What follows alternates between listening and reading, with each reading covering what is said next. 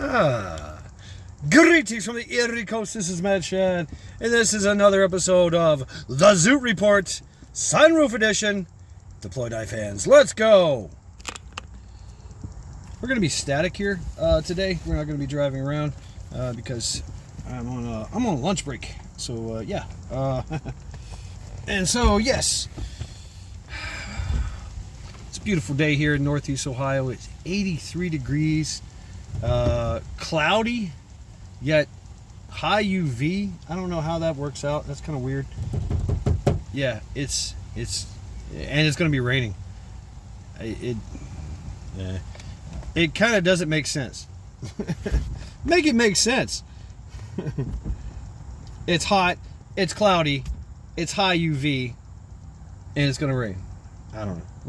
Welcome to Northeast Ohio. So how are y'all doing today on this lovely Thursday? It's also Friday Eve. That's right, Friday Eve. Yes. So what are we going to talk about today? Stress tests. Stress tests. Yeah. Been watching a lot of content and just kind of reiterating some of the ways that I train and shit.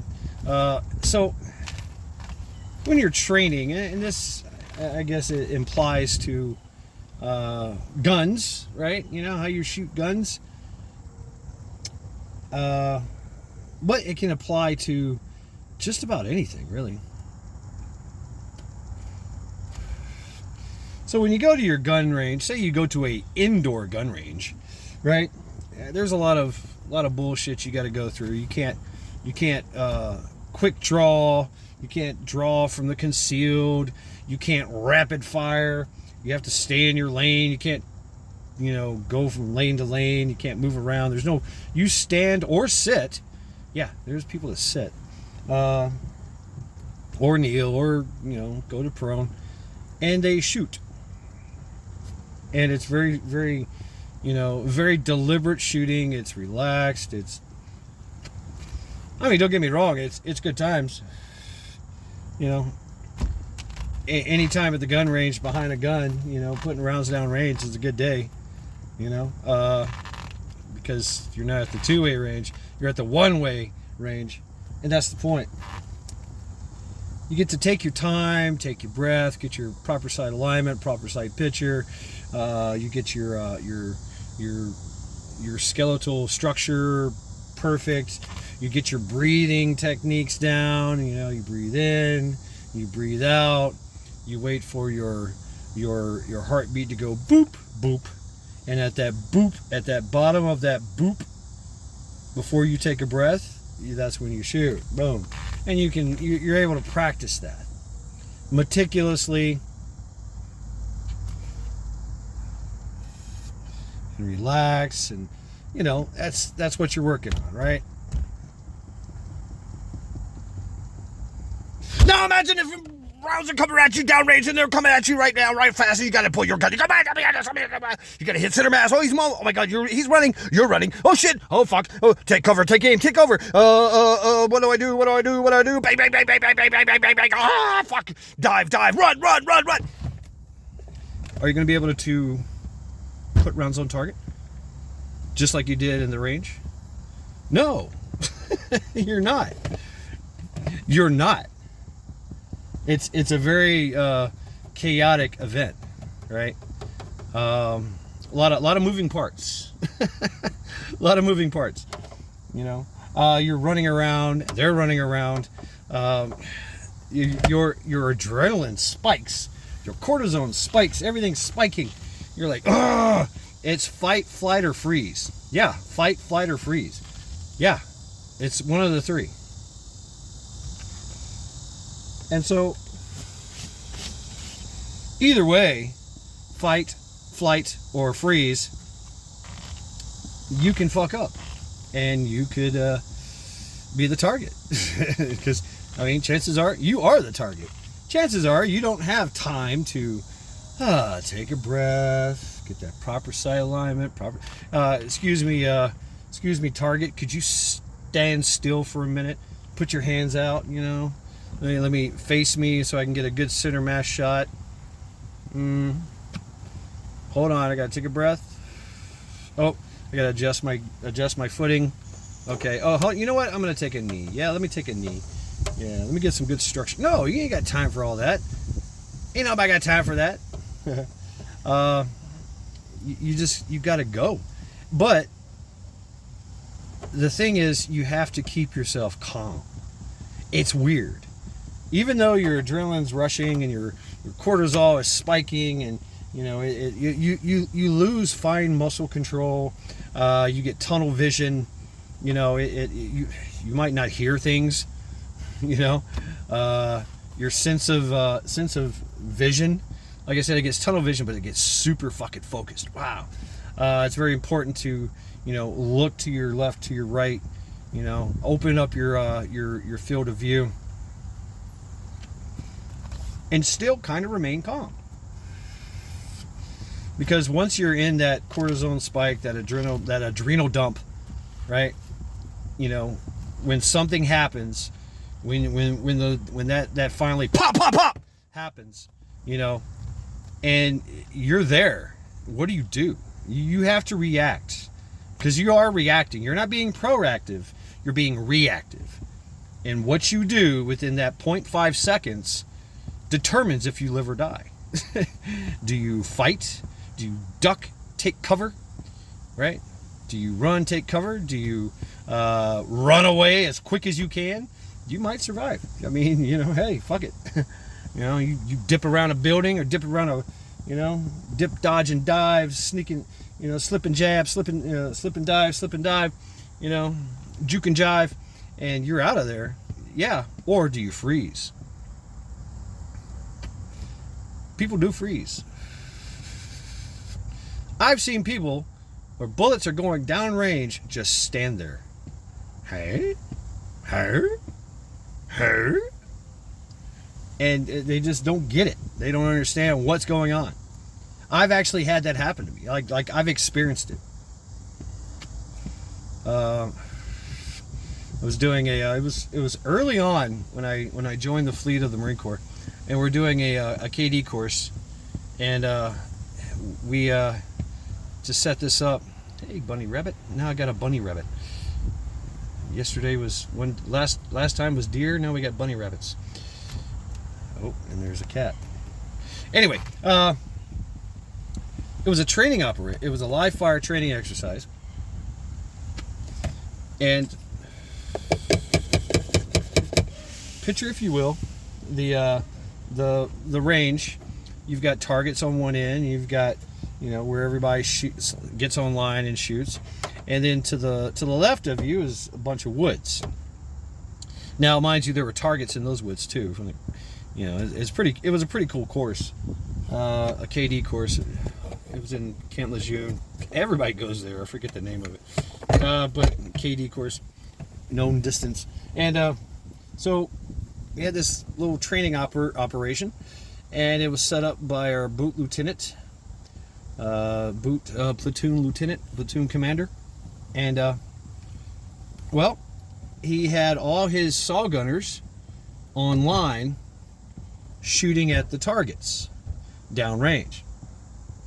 And so, in classic fashion, we were trying to execute a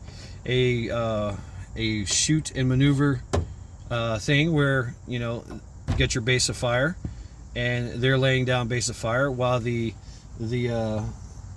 while we went up the left side to flank. Okay, and so once we got into position to flank to the left side, the lieutenant was going to pop a red star cluster. Right, he was going to shoot off a red star cluster, which signals to the base of fire to shift fire to the right, and so that the assaulting element could that was me, and my other fire. It was like 2 or 3 fire. It was a whole platoon, but he got all the saw gunners down anyway. So all the fire teams minus our saw gunners were there to flank the objective, and so he just said, go, go, go, and did not fire off the red star cluster to signify to the base of fire to shift fire. And me being the young, eager boot that I was, I was the first one out there running my ass off towards the objective, which was basically the targets. And I stopped. I was running dead, I mean, really fast, and I just stopped. I stopped because the ground in front of me was jumping up, like literally a foot away from where I was. The ground was just dancing. All the dirt was jumping up. It was the bullets from the base of fire hitting. If I would have took one more step, I would have got shot. And so I'll never forget his name. His name was Freisinger. He was my fire team leader.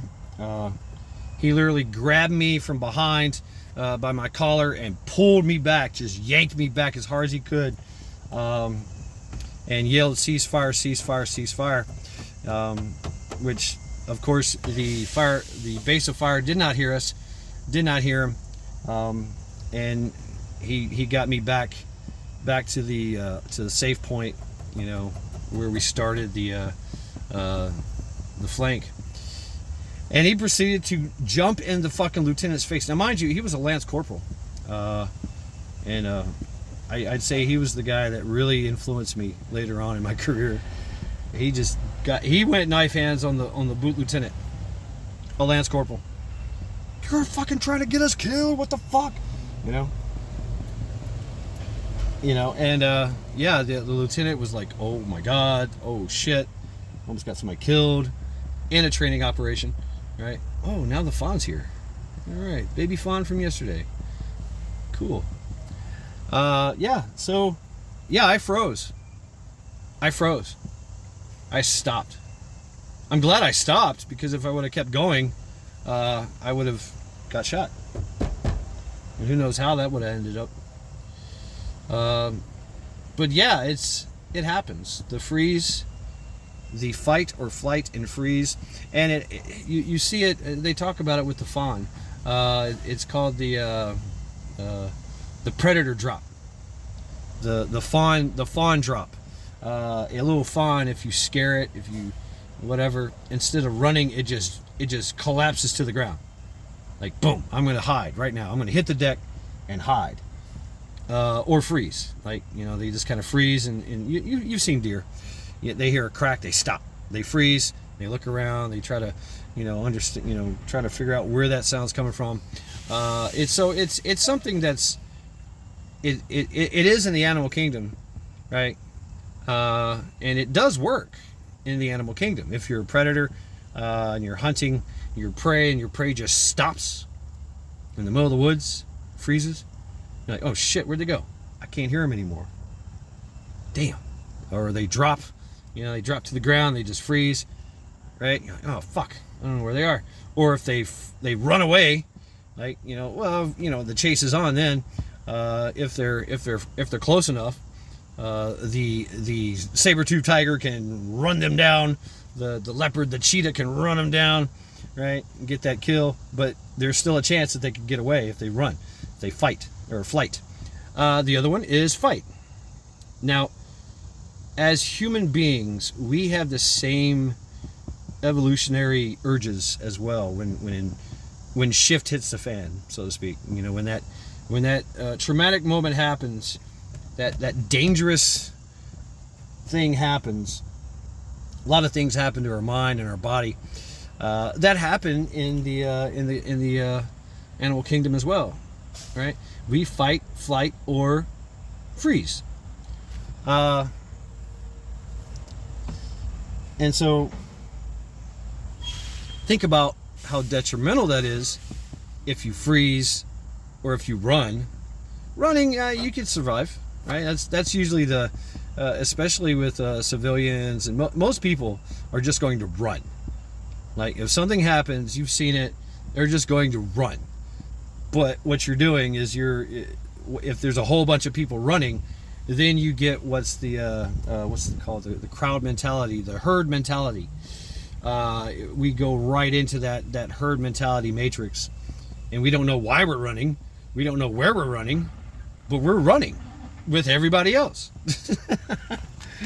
You could be running right into the next ambush. You could be running right into gunfire. You could be running right into the danger area. You don't know. So, the fight mechanism, if you are so inclined, it works better, right?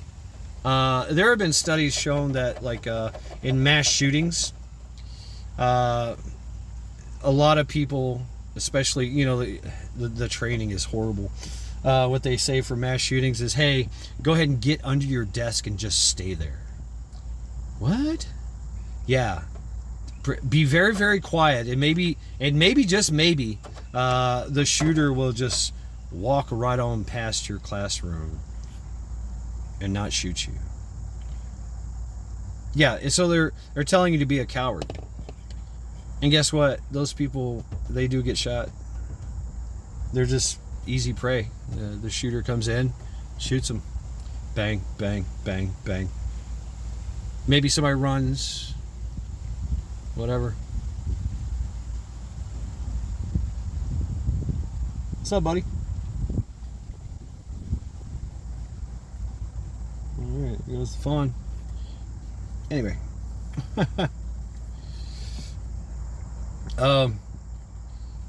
There are those that run, right? Even though everybody's telling them, get down, get down, get down. They just run. They run, they hide, they run, they hide. They survive too. They might run into the shooter. But there was an interesting mass shooting that happened. I forget where it was. And so what they got a different kind of training. They got a hide and fight training. So they were instructed to take cover, grab something of substance, and throw it at the shooter while under cover or whatever, while you're running away. You know, if you can safely get to cover, but throw things. It fucks them up, because the shooter is looking for a target, and it's that proverbial ninja trick, right? You know, where you throw something over there, and then you run that. You throw something to the left, and you run to the right. But they're saying throw it, target the shooter with anything that you can get. So I have experienced this firsthand as a shooter. Interesting story. I was my cousins. I had a lot of cousins in South Carolina, young cousins, and they wanted to play airsoft and paintball, because I was really into airsoft and paintball, and I kept an airsoft rifle in my truck. I used it for pest control, actually, to shoot down hornets' nests real high, and it was fully automatic. You know, and I just started shooting at them, and I took cover behind a tree, kind of. I knew they didn't have any weapons, so I'm just shooting them, and I'm teaching them to take cover. And there were some of my cousins that were just running around, and I'm tagging them, hitting them in the leg and stuff, like pop, pop, pop, pop, I'm like, take cover, hide. Well, there was one cousin that did hide, and he hid behind a jacuzzi, and next to the jacuzzi was this big old crate of toys, mostly like dog toys, but he just started throwing things at me from cover, and I was like, okay, all right. And I'm sitting there taking cover. I'm beside a tree. I'm not behind a tree. I'm just beside the tree, and I'm like, oh, okay, here comes a stuffed animal, and I try to hit him. You know, he's ducking. He's peeking around the corner, and whee, you know, throws this dog, this chew toy at me, right? And I'm thinking nothing of it. I'm like, yeah, whatever. And I just dodge it. Of course, when I dodge, I have to stop firing, right? Well, and I see it up in the air. It's coming. Boom, right? You know, and maybe some of them hit me. I'm like, okay, whatever. Well, he threw a softball. Yes, a softball. He threw it up in the air. Nice lob. He didn't throw it hard. He just threw it. Nice lob. And I seen it. And as soon as I looked up, wham, it hit me right in the nose. Broke my fucking nose. I was like, okay, you win. Talk about congratulations. You passed my my course. Take cover course. Take cover, take aim, take over. Yeah. And I remember, oddly enough, I went to a boxing match after that. I was sparring with somebody with a broke nose. Oh, shit. Yeah. So, throwing things actually does work. Yeah. Just like the Crocodile Dundee thing, you know, a can of a can of soup, a can of beans will really fuck somebody up. You could break somebody's jaw, nose, crack their skull, knock them out. I mean, you know, so if imagine if you were like in a grocery store and there was some shooting going on and everybody just grabbed a can of fucking green beans and just lobbed it at the shooter. I mean, that's the only weapon you got. You know, that's it. Fight, flight, or freeze. Which one will you do? Yeah. And so with the shooting that happened, this mass shooting, everybody was taking cover and throwing things at the shooter to the point where he had to take cover, which allowed the Polizei, because I think it's, if I remember correctly, this was not in America. This was somewhere else, you know. And it gave the Polizei enough time to get onto the shooter and take him down, take him out. And that was because of the courageous efforts and training of the of the people of the school. You know, they locked all the doors. You know, there was somebody manning the door, and if somebody was trying to get through, like run through, they'd open the door and run through, right? Like, oh, okay, you're running. Okay, cool. Boom. See ya. But everybody else, there was a lot of people that just said, okay, we're just going to take cover and throw things. And they survived. And the shooter was taken out. So, you know, you think about, of course, the story of 9/11, right? Flight, I forget the number. The plane that went down when the people rushed the cabin, rushed the cockpit. They were like, "Let's go!" Right? Those words, those immortal words. You know, somebody made a cell phone call and said, "Hey, we're gonna hijackers have taken have locked themselves in the cockpit. We're gonna rush the cockpit and take them down." Now they all died because the plane crashed, but damn, how badass is that? You know, and they were like, "Let's go!"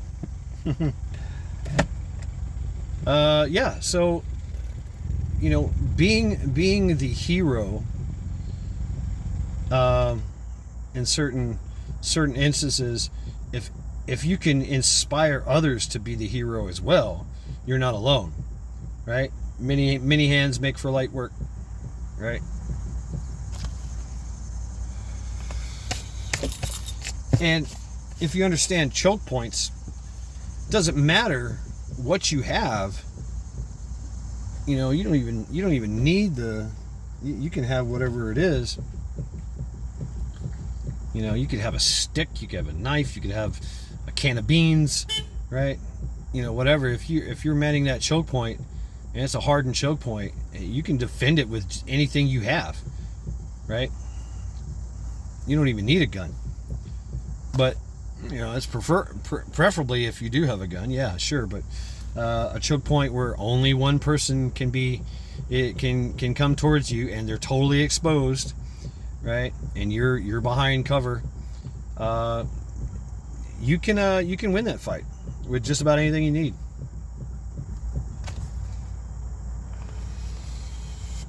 Anything you've got, you know, a pointy stick, a knife, you know, your bare hands, you know, if it comes to that. I mean, even if they've got a gun, You know, you make it hard for them because you see all the stupid fucking, you know, these DTs, these woke DTs or trans DTs or whatever the fuck they are, domestic terrorists. They are. I mean, they're usually lefties, and they're usually, you know, some kind of weirdo, you know, and they've been encouraged to do a terror, you know, by a glowy perhaps. And so, you know, they practiced on the range. They didn't stress test anything. And so running drills, stress testing yourself, you know, putting it through its paces, seeing exactly what happens, right? You know, doing a dry rehearsal, you know, and stressing, you know, running a course. If you're running a gun course, you're going to be running, you're going to be sliding, and it plays it. Now you have to. Now your adrenaline is spiked up, your cortisol is working, right? Your muscles are pumping, your blood's pumping, your heart's pounding, right? You're breathing heavy. Yet still you got to get rounds on target, you know. So it's a different kind of shooting, and it's the real kind of shooting. I think the Leos call it critical chance, right? Getting that critical chance shot, you know, because sometimes they got to go quick draw. Sometimes they don't have time, you know. Sometimes they're just talking to somebody, going, license and registration, bang, bang, bang, bang. Oh shit, you know. Yeah, it just happens, you know. Or somebody comes out of nowhere and just ambushes them, you know. So training like that, think about how to train like that. If you're at the indoor range, you know, chances are you're not going to be running, but you can stop, you know, back off away from the firing line, do some jumping jacks, do some push-ups, then get back online and take that shot, you know, within safety parameters that they allow. If you have your own land and shit, you can set up your own course and run, right? Run, carry heavy things to your shooting position, and boom, you know, shoot, and then run back, grab something else, you know, some ammo cans, and shoot, right? Well, now we got a black cat. It's been hunting the rabbit, I believe. Hey, what's up? I see you, bro. Oh shit, he's gonna come over here and fuck with me. Great.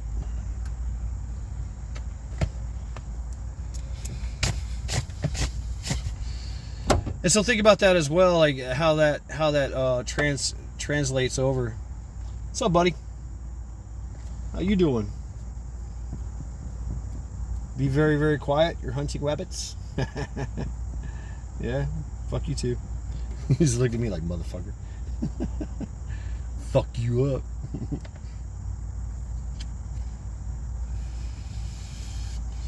So you know, think about you know, rehearsing a bug out, you know, stressing yourself out,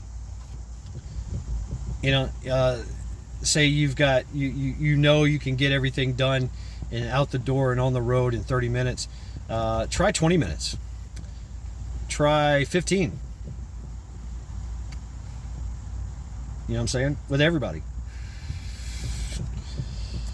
Throw a mix in there, you know. Throw something else in there, you know, like oh shit, we have no power, right? There's cell phones don't work.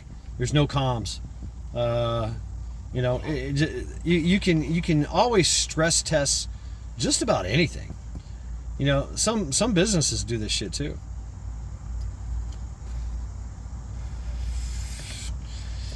And yeah, if you're in the medical field, you know, you've heard about the stress test, where they put you on a treadmill and let you run, and they monitor your heart and shit, and you know, monitor your breathing and all that. You know, of course, do it within parameters, right? You know, you don't want to pass out You don't want to have a heart attack. So if you start off slow and work yourself up. That's the name of the game. That's boxers. They get on the punching bag for 3 minutes, non-stop, throwing combos left and right, boom, boom, boom, boom, boom, boom, boom, boom, for 3 minutes straight. That works that cardio. Bodybuilders, you'll see them. They'll run around, and they give themselves no time for recovery between workouts. That builds up your endurance. That builds up you get calmer, actually. At first it's crazy. You're like, oh fuck, da, da, da, da, da. You're running around just like a chicken with your head cut off. And then eventually you're like, oh shit, I got this. And you're beating your own time. Another technique is called visualization, where you, and I learned this from the Olympic athletes. Well, they'll sit down before a match, before whatever they're doing. They'll sit down and visualize every step they're going to take.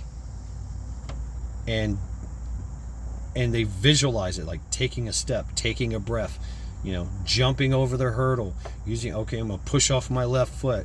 I'm going to rise with my right foot. My right foot's going to come up in the air. I'm going to clear that and land on the ground.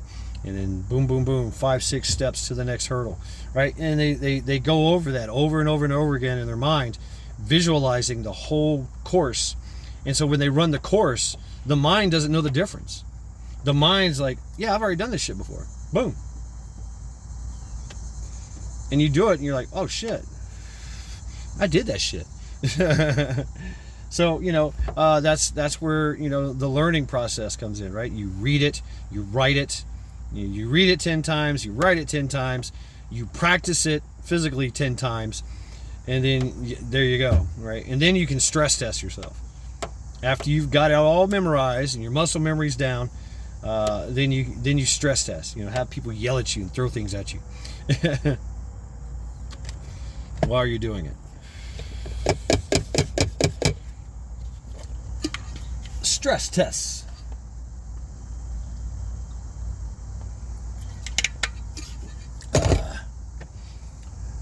I've done this. I've done it in a long time though. Like I'll set my alarm to like 3 o'clock in the morning, like say on a weekend, if I'm not doing a live stream. And the training op is that I have to go now. 3 o'clock in the morning, I gotta bug out. Oh shit. And so I gotta load everything into the truck and haul ass. And how long does that take me? No time for coffee, no time for a piss, no time for getting dressed or whatever. Of course you got to get dressed. So you start to think, okay, I got to prioritize. I got to get dressed, put on my boots, grab my guns, grab my backpacks, grab everything, and get to the truck and haul ass and be down the road so I can be somewhere at 3:30. Okay, maybe I'm going to go pick up somebody, right? Maybe it's a QRF at 3 o'clock in the morning. Can you have you done that? Have you visualized that, and have you ran that? Just little things like that, just to get yourselff stressed out and be proficient with whatever tasks that you want to do, right? Of course, I'm talking about pews and things of that nature, but that it doesn't matter. Even fighting, just fighting, at the drop of a hat, fight or flight, right? Either one is gonna help you survive. The freezing part, fight, flight, or freeze, probably not so much. Maybe if you're at a green light, and people have done this before, and you just had a green light and you stop.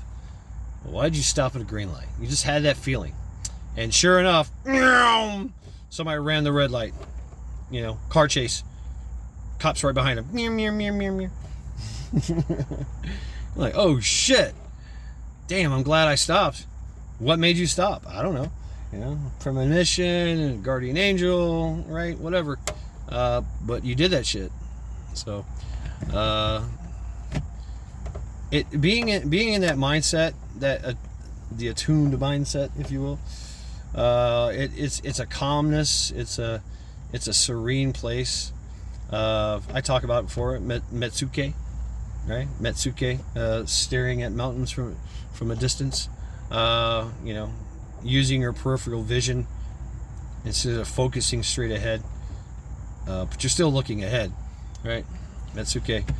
Probably don't want to do that driving, but you can practice it. Just focus on what is absolutely important at that time. Satori, that's the other thing, is any kind of traumatic event, the mind slows down things, and now there's things that you won't remember, because you've basically switched from your cognitive upper mind to your lower reactive reptilian fight or flight or freeze mind, and so the way that you get out of that is to breathe and to talk to yourself. You gotta move, go, right? I talk to myself all the time. Push, turn right, turn left. And so I know that I'm on automated mode. I mean, I'm just in automation. I'm moving without even knowing what the fuck I'm doing. And it does help, especially if you're gonna do like, close quarters combat stuff, right? Actually fighting, hands-on fighting, hand-to-hand combat. You'll get into this flow, and it's brutal. You're like, oh shit, I could break this guy's leg, or I could break his arm, I could break his neck, and you stop yourself. And you're like, oh, nope, stop, don't break his neck. Okay, right? You're almost dead though. You're almost dead. You're like, oh shit, okay, stop. You're not waiting for them to tap out. You're waiting for yourself to realize what you're doing. Yeah. Sometimes you don't want to, though. If it's that's the thing. It is a little bit of discernment. Do you want to show mercy, or can you afford to show mercy? That's a question.